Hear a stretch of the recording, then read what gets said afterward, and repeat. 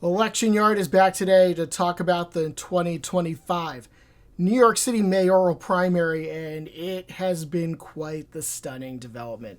As we sit here at the time of this recording on Wednesday afternoon, the day after. Now, technically, this race is not over until they go through the ranked choice progressions or the distribution or whatever you want to call it until one candidate gets 50% plus one of the vote. But it most certainly appears at this point like Zohran Mamdani is going to win this election. He's an assemblyman from Queens. He was an upstart grassroots candidate that was pretty unknown before this mayoral primary began, but it looks like he has taken down former Governor Andrew Cuomo and the Democratic establishment in a pretty massive upset. So Cuomo was seen as the front runner in this race pretty much the entire time. Mamdani was seen as an outsider with a chance.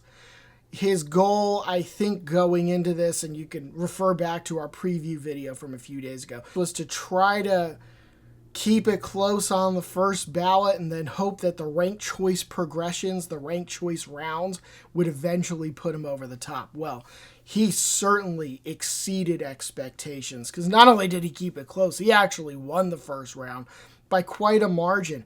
I would think that even Mamdani's most ardent supporters are probably pretty floored at how well he did. So now we're going to go through the results. We're going to take the results from the Associated Press and the New York Times. This is as of about noon on Wednesday when we had 93% reporting. Mamdani was about 43.5%, Cuomo 36.4%, Lander 11.3%, Adrian Adams 4.1%. Nobody else was over 2%. So if you're looking at the raw vote totals for Mamdani, his lead over Cuomo was at about 70,000 votes.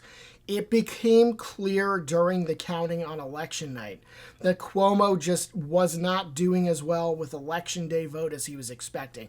So we figured going into this that the early votes and the mail votes were going to skew towards Mamdani. So when that first batch came in about 2 minutes after 9 p.m., you could see that Mamdani had a lead. And the thinking was, okay, well, Cuomo's just going to chip away, and we'll see where it stands at the end of the night. That isn't what happened at all. The raw vote lead for Mamdani grew throughout the night.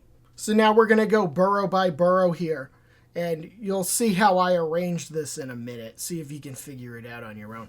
Brooklyn was Mamdani 49, Cuomo 32, Lander getting 12%. Then in Manhattan, it was Mamdani 39, Cuomo 34, and Lander 17. Next up was Queens. Mamdani got 46% there. Cuomo got 39, and Lander got 6. Then up to the Bronx. Cuomo got 53%, Mamdani got 34%, and Adrian Adams got 5%. And then out on Staten Island, Cuomo got 46%, Mamdani 37%, and then Lander 6%. So if you're trying to figure out how I arranged those boroughs that I just went through with you, I put them in order essentially of size. I arranged them by the number of Democratic primary votes that were cast in them, with Brooklyn being the most and Staten Island by far being the least. You can already see why Mamdani is very likely to win this race. Again, technically not over until somebody gets it on the ranked choice, but it's going to be Mamdani. So yeah, Mamdani won the 3 biggest boroughs in terms of vote share. Cuomo won the 2 smallest ones. And how much smaller were they? Well, if you added up the number of Democratic votes in the Bronx in this primary and the Democratic votes in Staten Island in this primary, you put them together, they still don't equal what Queens had. And Queens was the 3rd largest. So really, Cuomo just didn't do well enough where it would have made a difference, which was in Manhattan and then the 2 Long Island boroughs, Brooklyn and Queens. So I think it would help, too, to drill down on a neighborhood level. We don't have a neighborhood level map here. We just have a borough level map here, but we'll talk about the neighborhoods. So you want to talk about the Upper West Side and the Upper East Side of Manhattan. Cuomo won there. No real surprise. But then you go over into Queens. Mamdani is an assemblyman from Astoria. He crushed it in Astoria. That shouldn't surprise you either. But Brooklyn really came through for Zohran Mamdani. Look at some of these neighborhoods down there. You've got Bed-Stuy. He won by 43 points, Mamdani. Crown Heights, he won it by 26. Williamsburg, he won it by 28. Not terribly surprised about that one. Park Slope, he won by 11. Flatbush, he won by 16. Bushwick, he won by 66. Getting over into Manhattan, it mostly went for Mamdani if you look at the neighborhood level. Outside of the places that I mentioned before that are adjacent to Central Park, the Upper West Side, the Upper East Side, a lot of it went for Mamdani. He won in Harlem. He won in Washington Heights. He won in the Village. He won in Chinatown. He won Chelsea. He won Hell's Kitchen. Cuomo had his successful areas, but there were just too many vote-rich neighborhoods where he got absolutely smoked. So now to expand on that, according to a report by The Gothamist, which we will link to at electionyard.com when this is over, about a quarter of early voters in this Democratic primary were new voters. A lot of them were under the age of 35, according to that report. And that was a demographic that going into this race that we thought Mamdani was going to do really well in. He is in that demographic of under 35. I would bet you anything that a lot of those new voters voted for Mamdani. Maybe not all of them, obviously. It's almost mathematically impossible for that to be the case, but a lot of them. And then if you go into that article at the Gothamist website and you look at a heat map of where those new early voters were coming from and where that early vote was doing really well, you look at it and then you take the map of where Mamdani was doing really well at a precinct or a neighborhood level, you overlay them on top of each other, and they actually line up kind of well. So we don't really have exit polls or anything like that, but there is a lot of circumstantial evidence to support the idea that Mamdani was doing well with those new voters, and there were a lot of them. So now let's start getting into what this all means. And I'm going to preface all of this by saying that it's very obvious that New York City's political center of gravity is definitely to the left of the national average. So you can elect people in New York City that you probably couldn't elect in, say, Virginia, which is having a governor's race. They're likely to elect a center-left Democrat this year as governor. So when it comes to Mamdani, there has been a lot of chatter on cable news stations, and I'll let you figure out which ones those are, about him being a self-described socialist. On those same cable news channels and, maybe certain newspapers in New York City, I'm just waiting for, and it may have already happened at this point as I shoot this video, I'm just waiting for them to superimpose Mamdani's face over a waving hammer and sickle flag and the chyron at the bottom of the screen to ask the question if the communist revolution has begun in New York City. But all of that aside, there's been a lot of discussion about his socialism. When it comes to him, I don't know that voters really saw Mamdani as a quote-unquote socialist, saying, he's a socialist, I'm voting for him. I don't think that's really what happened. I think voters in New York City that supported him, they saw a young, handsome, charismatic guy who was speaking to voters on their own level, who could relate to people's problems and take an actual genuine interest in them. This was somebody that presented as being just human. He was very affable on the campaign trail. He behaved like a normal person. You compare this to Andrew Cuomo, who is just a wooden, elitist politician. I think for Mamdani, people in the city, especially younger voters and probably new voters, what they were seeing was just a guy who happens to be just like them, ...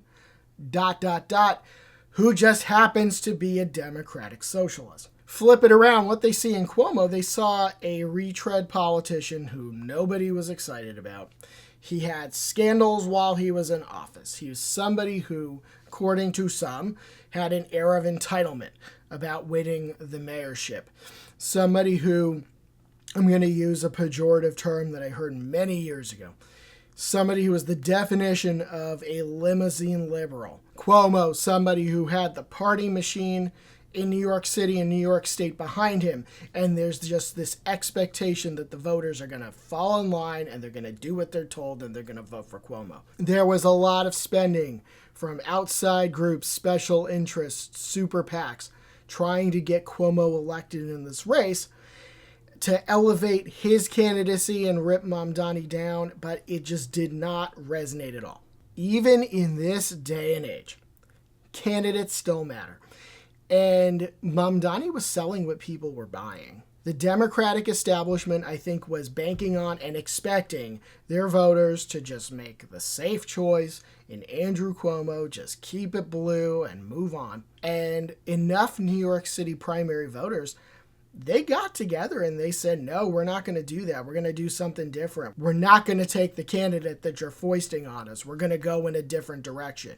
Even if, there were questions about Mamdani's inexperience, being 33 years old. So Democrats, I think, would be wise to learn some lessons from this primary in New York City. Do I think they will? Probably not, given how they've been handling certain other things that are going on in the political sphere today. But they would be wise to. So Democrats and their associates since the 2024 election have been spending a lot of money trying to figure out, how do we get young voters back? How do we reconnect with these disaffected people who were going to listen to Joe Rogan and whatever? They spent a lot of money on this crap and trying to figure out why voters of a certain age group were lukewarm on Democratic politics. Well, the answer may have just slapped them in the face from New York City voters on Tuesday. It's potentially candidates like Mamdani. Not necessarily to say Democratic socialists, but young, energetic, normal human beings who can talk to voters on their own level, have genuine relatability, go shoot TikToks with them on the campaign trail. That's what they want to see. So Mamdani may have solved the Democrats' problem for them. Not that I think they're going to listen, but there is something that they can take from this. There is not necessarily a brand of politics, but a type of politician that people out there evidently want to see, at least in this little cross-section of America. So, you know what? Ball is in their court now. Mamdani just excited people in a way in this race that no other candidate did, and it's by a mile. That's not to say that there are not going to be some voters in New York City in the general election campaign who aren't uneasy with Mamdani. I'm sure his religion is going to be brought up. I'm sure his socialist views are going to be brought up. So we will have this discussion as the general election campaign evolves. But one thing we do know is that Zohran Mamdani is going to be in that general election campaign. Then pivoting now to, in terms of what I think this might mean for the quote-unquote future of the Democratic Party, because that's something that's come up too.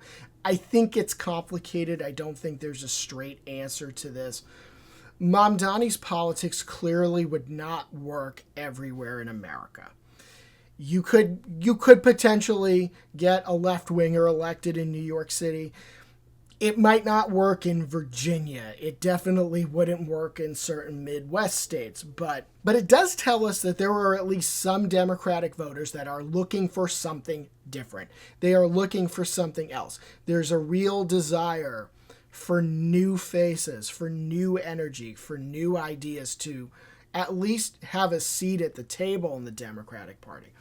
There is also a large group of Democratic voters that feel that the Democratic establishment, with their 70 plus, 80 plus leaders that won't get off the stage, that there has to be some new blood getting into the mix, having a seat at the table, offering their ideas. And I think this says that, you know what? New York City may very well entrust their leadership to a very young, progressive, left-wing individual, obviously there are voters that are on board with it, and obviously there are voters that are not on board with the establishment telling them what to do. So, you know what, we will just have to see if the Democrats take anything from this, if it has any impact on the future of the party. I don't know, but I do think the Democrats would be wise to bring some younger voices into the fold. You know what, don't spend millions and millions of dollars trying to figure out how to replicate what the Republicans are doing and then say, well, you know what, we're really not willing as a Democratic establishment to embrace some of these younger voices because they're too inexperienced, they don't know how things work, yada, yada, yada. It's right there in front of you. So now to wrap this up, let's talk about the general election campaign, because now we are starting to pivot towards November. So Mamdani, obviously very likely to be the Democratic nominee for mayor at this point. The GOP nominee here is Curtis Sliwa, who is known best in the city for his beret-wearing organization that he started, the Guardian Angels. He has done conservative talk radio on AM 770 in New York City. Yes, I am New York enough to remember Curtis and Kubi in the morning. Not that I listen to it, but I do remember it. Sliwa is a conservative, but in the past he has said some not very favorable things about Donald Trump, but he is a conservative. Then you have the incumbent mayor, Eric Adams. He was elected as a Democrat. He is running for re-election as an independent. He just did a hit this morning on Fox News, which I think should tell you a lot. His one term has been very rocky, to say the least. There's also another independent candidate here, Jim Walden. Let's just say I'd be shocked if he wins. And then there is the possibility of Cuomo running again. So Cuomo started his own ballot line, which you can do in New York. It's called the Fight and Deliver Party, I guess, of which Cuomo could be the nominee. This would be interesting because then you would have the possibility of vote splits. I think we do need to let the primary settle down, confirm Mamdani as the winner, and then I think we can get a little bit more into this, but I do have some thoughts on where the race could potentially be going. So first, Eric Adams. I think an Adams re-election as an independent is unlikely. He is unpopular, and I think, based on some of the things I just said a minute ago, I think there are going to be a lot of New York City Democrats that are just done with him, not just because of how poorly his term has gone and not just because of alleged corruption, but with how he cozied up to Donald Trump and then his federal indictment goes away. So, yeah, I just think there are going to be a lot of Democrats, not all, but there are going to be a lot of Democrats that are just not going to be interested. Second, a Curtis Sliwa win is unlikely. There are going to be people out there who are going to be saying, well, the Democrats just skewed really far to the left. Maybe a Republican can win. No. Let me just break this down for you. New York City has had 2 Republican mayors in my lifetime. One of them very famously became MAGA, but he was not when he won in 1993. The other was a Republican for convenience, and he eventually left the party and then ran for president as a Democrat. So take that for what you will. Conservatives like Sliwa don't win elections at the city level in New York. The vote would have to split just catastrophically for Democrats for us to even be having that conversation. Just to provide you some additional context, when Sliwa ran in 2021, he was the GOP nominee 4 years ago. He got about 28% of the vote. He'd be lucky to get 30% this time. For the vote to split that badly and let him come up the middle, things would have to just get extraordinarily weird. So I just really don't think that's going to happen. So now, if Cuomo does not run, Mamdani will most likely be the next mayor of New York City. If Cuomo does run, I think we have to see how the dust settles here, because there will be some vote splitting and the result becomes much more unpredictable, but we will get into that. So then the final question we have to talk about is, will Cuomo run on that ballot line? I think there's a part of him that might want to do it. On the other hand, I think there's a part of him that probably is realistic and acknowledges I just got my ass kicked in a Democratic primary when I had every advantage in the world. I don't know why I'd want to put myself through that again. I'm sure there will be some donors who will just be like, yes, Andrew, run, save us from this Mamdani guy that we don't want to be mayor. But there might also be others that say, well, we just spent tens of millions of dollars trying to get you over the finish line and you blew it. So I'm not writing any more checks. There's a lot that's going to factor into this. So we shall just have to see how it goes. But it won't probably be clear for at least a few weeks. So that's the New York City mayor's race. It's going to be an interesting sprint to the finish line in November. And for more on this election and the 2025 U.S. elections, go to electionyard.com, follow us on Threads and Blue Sky at electionyard.com, and subscribe to this YouTube channel.